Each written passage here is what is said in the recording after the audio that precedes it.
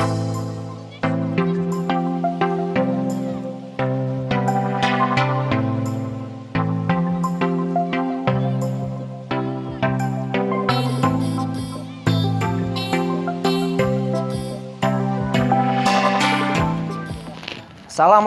warahmatullahi wabarakatuh. Sekolah diibaratkan sebuah ladang. Gurunya diibaratkan seorang petani dan muridnya diibaratkan tanaman padi. Guru bagaimana mengolah siswa, mengolah sekolah sehingga bisa menjadi sekolah tempat di mana siswa menimba ilmu, di mana guru bisa membimbing, menuntun siswa sehingga bisa memiliki kecakapan hidup untuk mencapai kebahagiaan yang setinggi-tingginya. Assalamualaikum warahmatullahi wabarakatuh. Assalamualaikum warahmatullahi wabarakatuh. Alhamdulillah rabbil alamin. Pada hari ini kita diberikan kesehatan oleh Allah SWT, sehingga pada hari ini saya bisa melakukan diseminasi atas pelatihan yang telah saya ikuti. Kemudian teman-teman juga bisa menghadiri kegiatan diseminasi ini. Semoga kegiatan diseminasi ini nanti bisa berjalan dengan lancar. Amin ya rabbal alamin. Mohon maaf kepada Bapak Ibu guru semuanya, mohon izin saya akan mempresentasikan materi yang saya dapatkan di dalam kegiatan pelatihan guru penggerak yang diselenggarakan oleh Kementerian Pendidikan dan Kebudayaan. Ini yang pertama, ini lembar pertama, aksi nyata modul 1-4 tentang budaya positif ya. Ini salah satu poin yang akan disampaikan ya oleh saya Suhadi. Ya, namanya CGP. CGP itu calon guru penggerak angkatan 4 Kabupaten Tegal Provinsi Jawa Tengah. Baik, selanjutnya ini ya tentang filosofi pemikiran Ki Hajar Dewantara.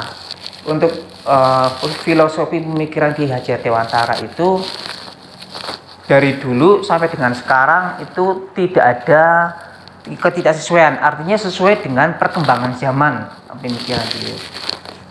Yang pertama adalah pemikiran beliau ingarso sungtuloda, ing madya mangun karso dan tuturi handayayani. Seperti yang sudah kita ketahui bahwa ingarso sungtuloda, ketika di depan itu memberi contoh teladan yang baik, upayakan kepada siswa-siswa kita untuk bisa memberikan keteladanan kepada mereka.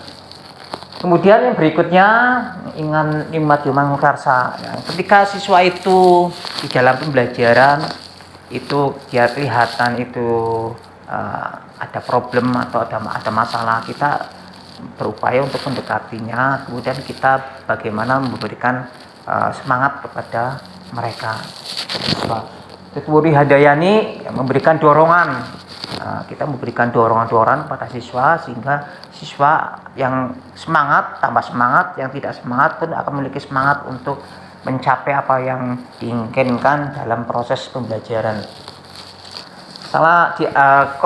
Menurut beliau kodrat anak itu diantaranya ada kodrat alam dan kodrat zaman. Kodrat alam itu ya, apa yang ada di alam ini. Jadi anak itu perkembangannya sudah dari taraf mulai kecil gitu ya, itu secara alami mereka ada tingkatan-tingkatan perkembangannya.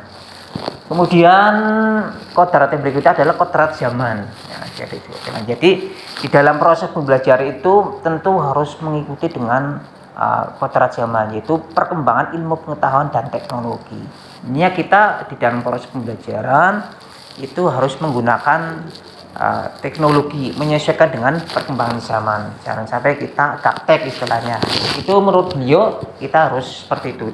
Kemudian berikutnya, ya, menurut beliau sekolah itu ibarat ladang, madang atau sawah di mana kita semua Bapak Ibu guru itu diibaratkan seperti seorang petani.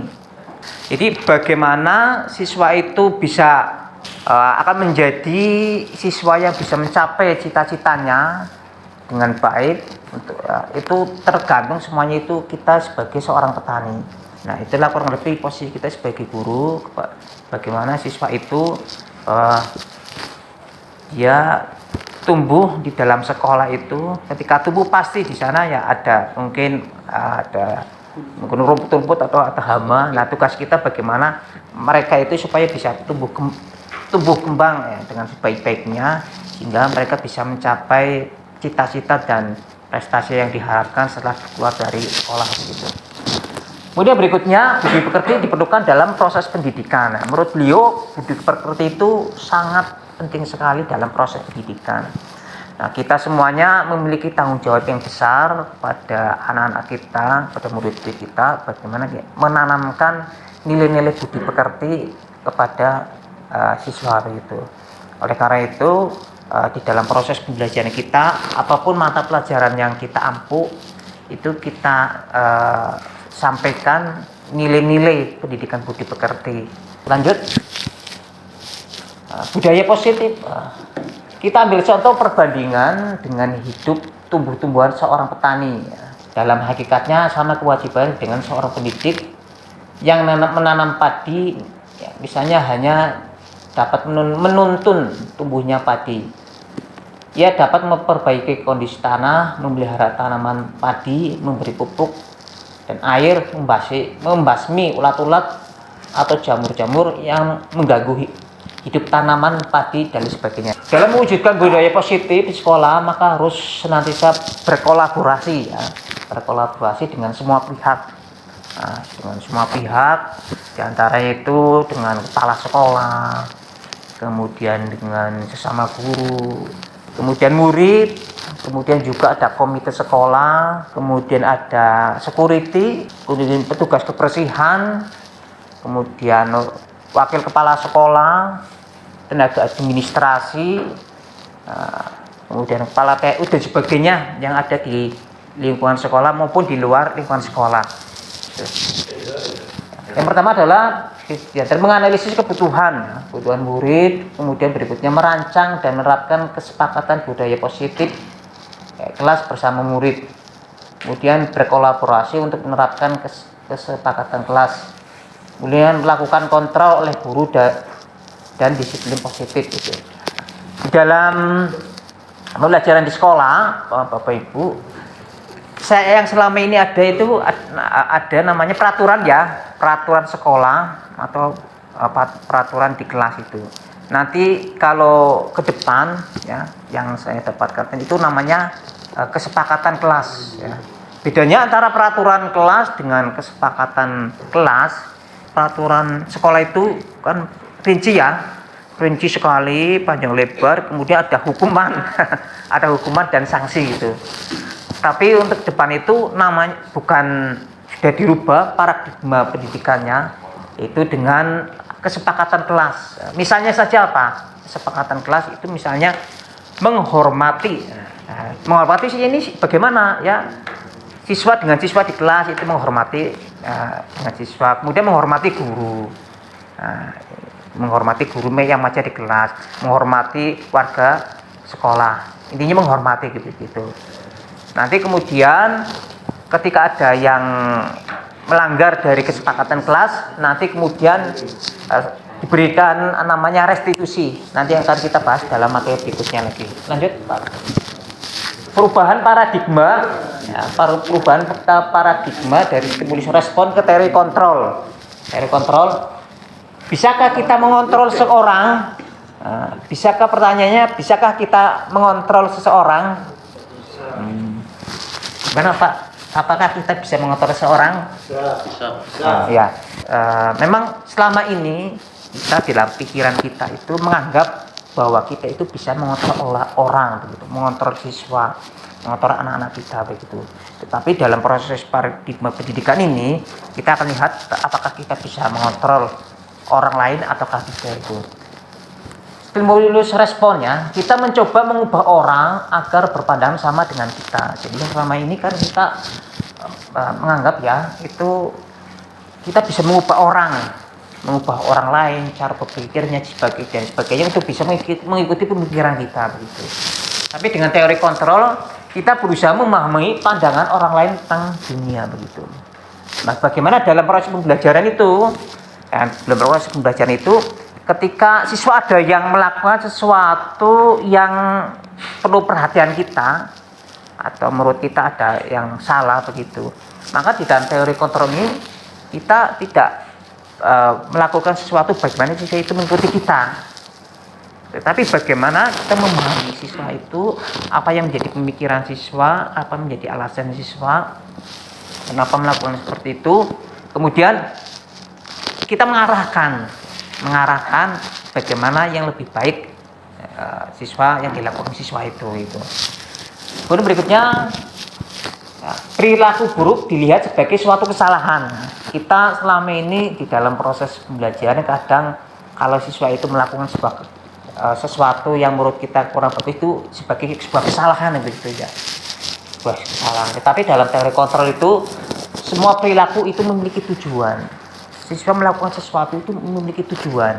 Nah, bagaimana kita memahami tujuan siswa itu, kemudian kita memberikan bimbingan, memberikan arahan, dan mencerahkan siswa supaya siswa itu bisa melakukan sesuatu itu sesuai dengan tujuannya, sesuai terarah dengan baik gitu.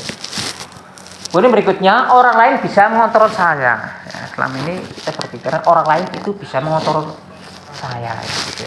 Tapi dalam teori kontrol hanya ada yang bisa mengontrol diri sendiri. Nah, jadi dalam proses pendidikan itu yang bisa mengontrol adalah diri kita sendiri. Jadi siswa itu mau maju atau tidak, mau belajar dengan bisa mencapai prestasi atau tidak, itu semuanya itu adalah tergantung siswa itu bagaimana dia mengontrol diri itu ya, mengontrol diri. Kita guru itu posisinya adalah sebagai fasilitator yang memberikan arahan, bimbingan dan sebagainya.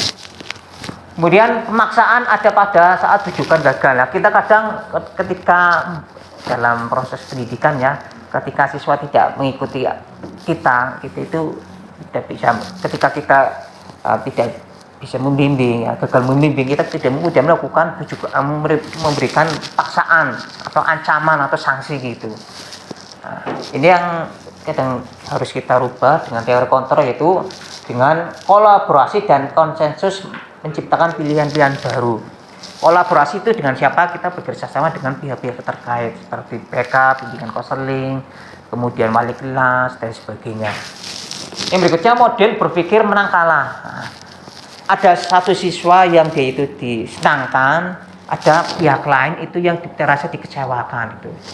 Tapi dalam teori kontrol ini, modelnya itu berpikir adalah semuanya menang-menang atau win-win solution. Jadi tidak ada yang dikecewakan, semuanya itu merasa puas dengan penyelesaian masalah-masalah di dalam proses pendidikan. Merdeka, menurut Ki Hajar Dewantara, merdeka itu tidak hanya terlepas dari perintah, tetapi juga cakap dalam memerintah diri sendiri. Tapi juga kita itu memiliki kecakapan di dalam mengatur diri kita sendiri. Jadi mengatur diri kita sendiri, memanage diri kita sendiri, memanage tugas kita, memanage waktu kita begitu. Ya memang untuk seperti ini memang kita untuk merdeka sesuai dengan pemikiran Ki Hajar Dewantara memang belum bisa 100% begitu ya. Tapi yang perlu kita lakukan adalah melakukan perbaikan terus. Ketika kita ada yang kurang maksimal, kita maksimalkan, kita perbaiki begitu. Selanjutnya, budaya positif ya. Budaya positif itu bisa diciptakan. Yang pertama itu lingkungan positif. Lingkungan sekolah yang menyenangkan dan nyaman akan memberikan rasa aman pada murid. Salah satunya dengan budaya 5S, senyum, salam, sapa, sopan dan santun.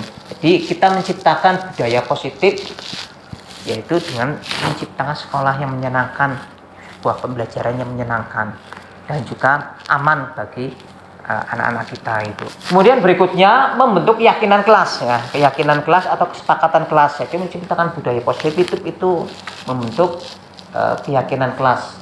dalam proses pembelajaran di kelas maupun di luar kelas perlu adanya keyakinan kelas yang harus dipatuhi. Tadi keyakinan kelas ya, di paradigmanya berubah dari peraturan kelas, sekarang adanya keyakinan kelas atau kesepakatan kelas, di mana dalam pembentukannya itu dibentuk antara siswa dengan difasilitasi dengan guru itu. Kemudian berikutnya yang nomor 3 adalah peraturan kelas, menciptakan budaya positif di kelas dengan membuat kesepakatan kelas antara guru dengan murid, agar murid merasa nyaman dan aman mengikuti pembelajarannya. Ini yang selama ini kita pakai dalam dengan peraturan kelas gitu ya, peraturan kelas, tapi nanti kedepannya itu dengan kesepakatan kelas atau keyakinan kelas. Selanjutnya, ini contoh diantaranya budaya positif itu adalah disiplin waktu. Yang berikutnya adalah menjaga kebersihan sekolah. Kemudian yang ketiga, saling menghargai dan berkata sopan. Yang keempat, aktif dalam pembelajaran. Dan yang kelima, saling berbagi yang memberikan semangat, kecuali saat ulangan itu. Ya, ini memang untuk disiplin ini 100% itu memang tidak bisa mungkin ya. Yang bisa adalah kita melakukan perbaikan itu untuk mencapai ideal itu disiplin waktu gitu. Kemudian menjaga kebersihan sekolah, Bapak Ibu, kita bagaimana menjaga kebersihan sekolah dengan di sekolah wali kelas itu membimbing, mengarahkan siswanya untuk melaksanakan jadwal piket yang telah dibuat oleh siswa, kayak konsen dilaksanakan sesuai dengan jadwal sehingga kelas bersih, termasuk juga di lingkungan sekolah. Kemudian sikap saling menghargai dan berkata sopan, ini bagian dari budi pekerti yang harus kita tanamkan pada anak-anak kita semuanya. Kemudian aktif dalam pembelajaran ya. Dan pembelajaran seperti yang kita ketahui, di dalam pembelajaran itu yang belajar itu adalah siswanya.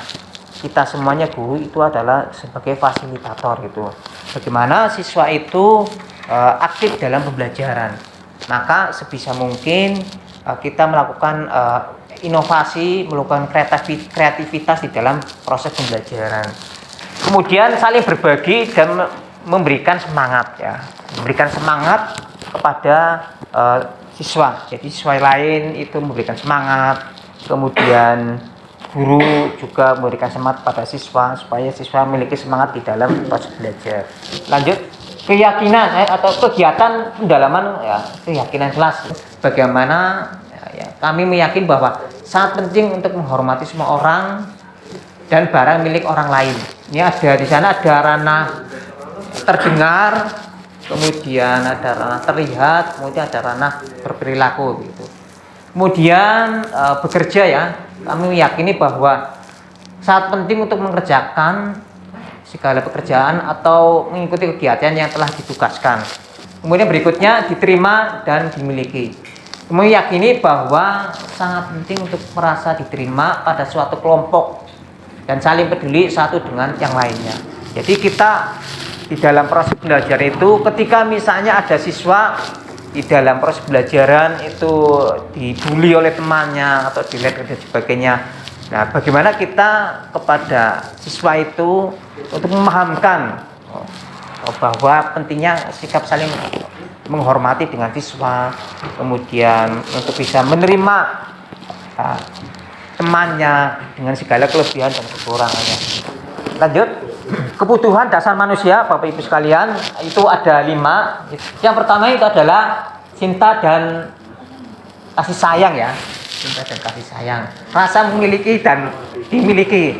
Nah, kemudian berikutnya itu adalah kebutuhan kesenangan, kemudian yang berikutnya penguasaan, kemudian kebebasan, memiliki kebutuhan kebebasan, dan berikutnya bertahan hidup.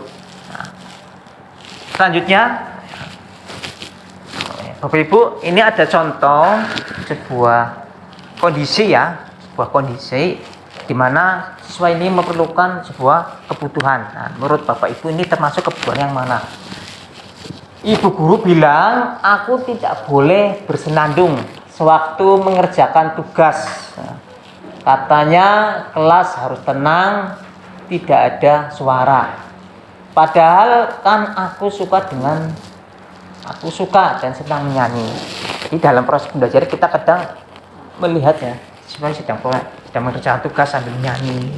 Nah, dari 5 kebutuhan tadi, menurut Bapak Ibu itu siswa yang tadi menyanyi itu memiliki kebutuhan apa, Bapak Ibu? Ya, ya, betul, Pak Adi. Jadi siswa itu memiliki kebutuhan kesenangan. Jadi dia tidak ingin di dalam proses belajar itu suasananya kaku, suasananya tegang, suasananya membosankan begitu ya. Mungkin dia sedang mengerjakan sambil menghibur diri. Jadi biarkan dia itu mengerjakan sesuai dengan kesenangannya. Karena dia memiliki kebutuhan di sini adalah kebutuhan kesenangan. Yang penting dia mengerjakan tugas dengan sebaik-baiknya gitu. Selanjutnya, nah, apa itu restitusi? Ya, restitusi. Restitusi adalah proses menciptakan ya sebuah kondisi ya bagi murid untuk memperbaiki kesalahan mereka. Sehingga mereka bisa kembali pada kelompok mereka ya, dengan karakter yang lebih kuat. Nah, ini proses restitusi Bapak Ibu. Jadi namanya segitiga restitusi. Yang pertama adalah menstabilkan identitas. Bagaimana menstabilkan identitas ini ketika siswa itu melakukan kesalahan? Ya, kalau seorang itu melakukan kesalahan pasti kan ada was-was, ada merasa was-was, merasa khawatir, merasa takut ya Bapak Ibu. Maka posisi kita itu bagaimana menenangkan siswa. Kita supaya siswa merasa oh kita itu aman. Misalnya Mas berbuat salah tidak apa-apa anak-anakku sekalian ya. Pak Guru juga pernah berbuat salah. Tapi yang penting adalah bagaimana memperbaiki kesalahan itu supaya bisa lebih baik itu. Dengan mengatakan seperti ini, maka siswa akan merasa aman, merasa nyaman begitu. Yang berikutnya adalah validasi tindakan yang salah. Jadi validasi tindakan yang salah itu menanyakan kenapa kamu melakukan seperti itu. Gitu. Misalnya siswa berbuat salah apa di sekolah, di kelas. Misalnya apa Pak Didi? Iya, misalnya membuang sampah sembarangan. Maka kita tanyakan, Mas, kenapa kamu membuang sampah di situ? Itu bagaimana tujuannya begitu? Mungkin kan jawabannya macam-macam ya. Ya Pak Bu, supaya saya tidak perlu keluar kelas gitu. Sehingga saya buang, sehingga saya sudah langsung bebas dari sampah dan seterusnya. Oh begitu. Nah di sini kita mengarahkan kepada siswa. Ya memang kalau membuang sampah ke keluar itu memang enak ya, sehingga kita tidak perlu keluar kelas gitu. Tetapi kalau sampah ini banyak, apalagi teman-teman kamu juga membuang sampah di dalam kelas, maka akan menimbulkan sampah berserakan di mana-mana gitu. Kalau sudah sampah berserakan di mana-mana, timbul nyamuk dan seterusnya. Sehingga ya, dalam proses pembelajaran kamu dan teman-temannya tidak akan nyaman dalam proses pembelajaran. Itu seperti itu. Kemudian berikutnya menanyakan keyakinan ya, menanyakan keyakinan nilai-nilai apa yang telah kita sepakati. Dalam hal ini ya, menanyakan keyakinan ini kita tidak memberikan sanksi. Kamu tak beri sanksi, sana kamu ambil sampah yang ada di luar kelas. Itu tidak boleh seperti itu dalam proses pendidikan itu. Tapi kita menanyakan kepada siswa. Nah, jadi kita tidak perlu memberikan hukuman. Kalau restitusi bagaimana? Restitusi adalah kita menanyakan, Mas, tadi kamu membuang sampah sembarangan ya, Mas Luli. Nah, kira-kira apa yang kamu inginkan dengan membuang sampah sembarangan ini? Kira-kira mau bagaimana? Kan melanggar keyakinan kelas, melanggar peraturan kelas gitu. Nanti siswa itu akan memilih beberapa poin. Mungkin poin pertama mungkin, Pak, Bu, saya mau mengambil sampah yang ada di ruangan kelas. Kita ambil supaya kelas itu bersih. Itu iya. Mungkin ada yang lain. Saya ingin ini aja, saya membelikan sapu. Boleh membelikan sapu, tapi dari diri sendiri. Saya membelikan sapu untuk sekolah, untuk kelas, boleh. Tetapi ide itu bukan dari kita, dari siswa itu, boleh. Dan seterusnya dia menyebutkan, misalnya ada 4 atau berapa, dari ini kamu mau menginginkan yang mana? Iya banyak ya Bu, Pak ya. Sudah Pak, saya gini aja Pak, Bu, saya mau mengambil sampah yang ada di ruangan kelas itu. Mengambil itu? Ya silakan. Sehingga siswa itu berbuat kesalahan, tetapi setelah itu siswa itu tidak ada merasa tersakiti dengan kita itu. Tidak ada merasa dendam kepada kita. Bapak Ibu, selanjutnya saya akan membagikan pengalaman implementasi modul budaya positif di kelas yang akan saya sajikan, saya tampilkan dalam bentuk video kepada Bapak Ibu sekalian. Silakan Bapak Ibu, kita saksikan bersama-sama.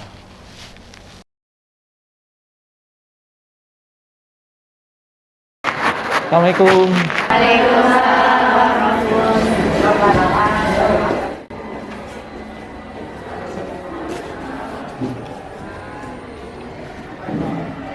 Baik, sebelum kita mulai KBM, kita berdoa dulu. Silakan disiapkan ketua kelasnya. Siap, gerak, berdoa, mulai. Bismillahirrahmanirrahim. Raditu billahi rabba wa bil islami dina wa bi Muhammadin nabiyya wa rasulah. Rabbi zidni ilma warzuqni fahma. Amin. Ini tidak mengucapkan salam ya. Nanti jadi kalau setelah berdoa bersama-sama dipimpin oleh ketuanya itu mengucapkan salam sama Bapak dan Ibu guru yang masuk ke kelas. Ya Mbak ya? Nah, ya. Ini. Jadi seperti itu. Silakan Mbak dipimpin. Memberi salam. Assalamualaikum warahmatullahi wabarakatuh. Waalaikumsalam warahmatullahi wabarakatuh. Anak-anak, alhamdulillah pada hari ini kita diberikan kesehatan oleh Allah SWT sehingga bisa mengikuti kegiatan belajar mengajar ya semester 2 tahun pelajaran 2021-2022. Baik, sebelum KBM dimulai Pak Guru absen satu-satu. Alia Nur Wijaya, Anggi Puspitasari, Dharma, Berliani Sukawati, Citra Devi Kartika,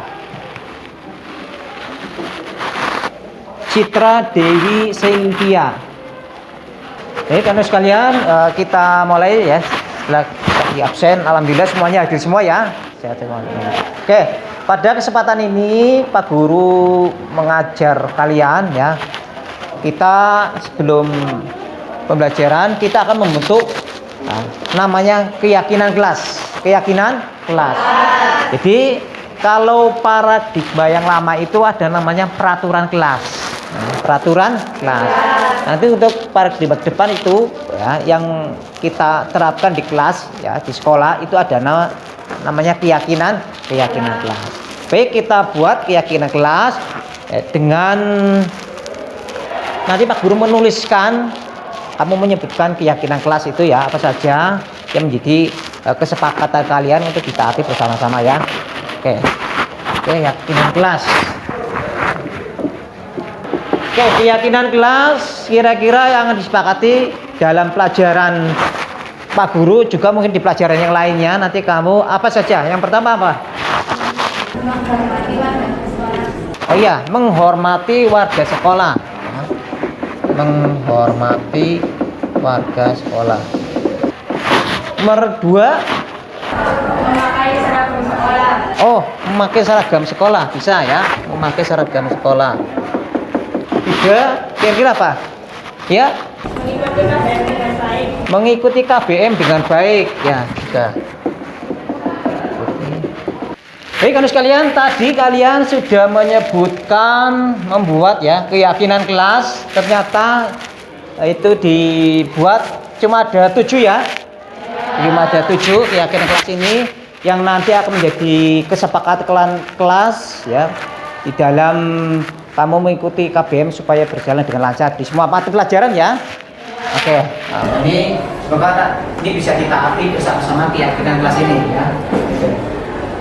Kemudian selanjutnya kita mulai ya, pelajaran PAPJDM ya. Oke. Kemarin ada tugas ya. Kemarin ada tugas kemarin. Nah, tugasnya coba dibuka tugasnya.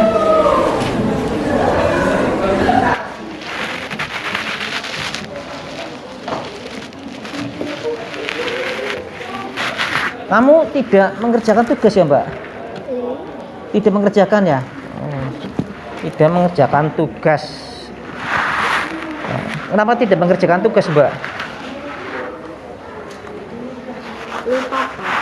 Oh, lupa nih, temanmu ini lupa tidak mengerjakan tugas. Ya, sudah tidak apa-apa. Yang namanya manusia ya. Ya, lupa siswa juga kadang bisa lupa. Sudah. Manusia kan bisa berbuat salah gitu ya. Manusia bisa berbuat salah. Dulu juga waktu SMK dulu juga pernah berbuat salah. Namanya juga manusia. Tetapi yang penting adalah bagaimana memperbaiki diri. Bisa terus seperti kemarin. Nah, Mbak, ini kan kamu tidak mengerjakan tugas. Nah, kamu melanggar keyakinan kelas ya. Dalam hal ini apa, Mbak? Melanggar apa?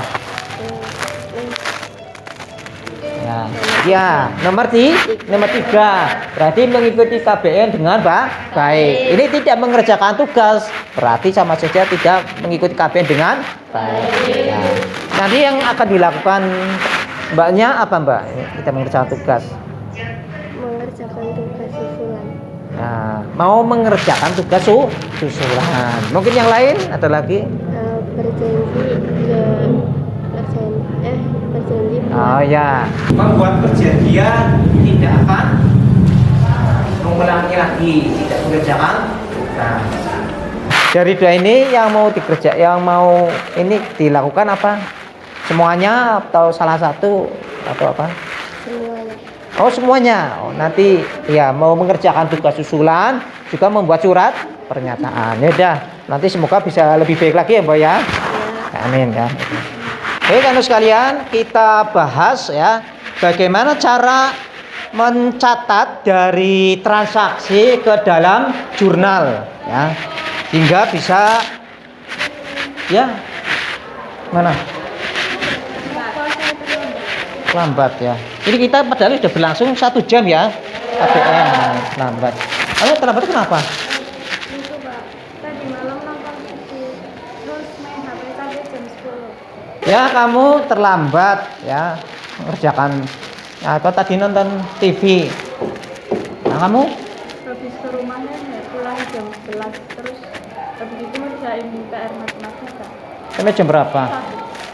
Nah, ini ya harusnya jangan seperti ini ya. Ini nonton TV. Tadi sampai jam berapa? Sampai jam 10 malam ya nonton TV. Tidak belajar ya. Ini main ke rumah nenek, pulang jam 11. Setelah itu baru ngerjakan tugas matematika saya sampai jam 1. Nah, ini contoh melanggar dari keyakinan kelas ya, sehingga akhirnya terlambat begitu. Nah, oke.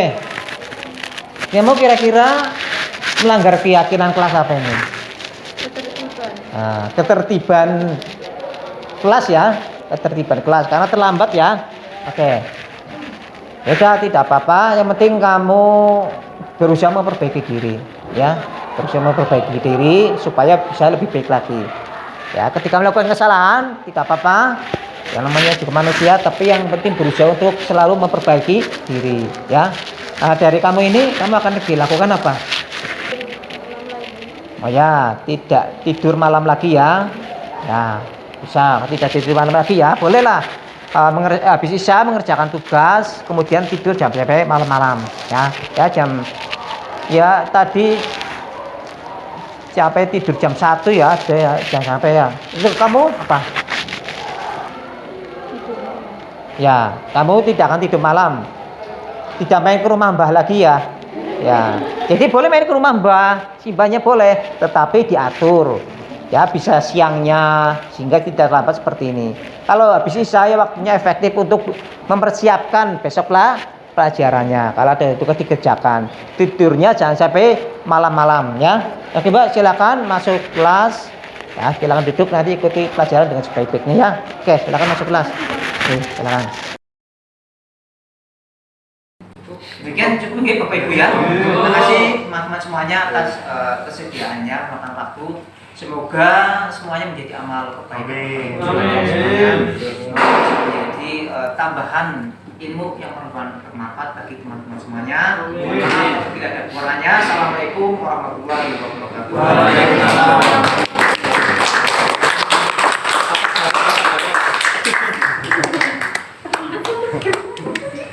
Itu sorry.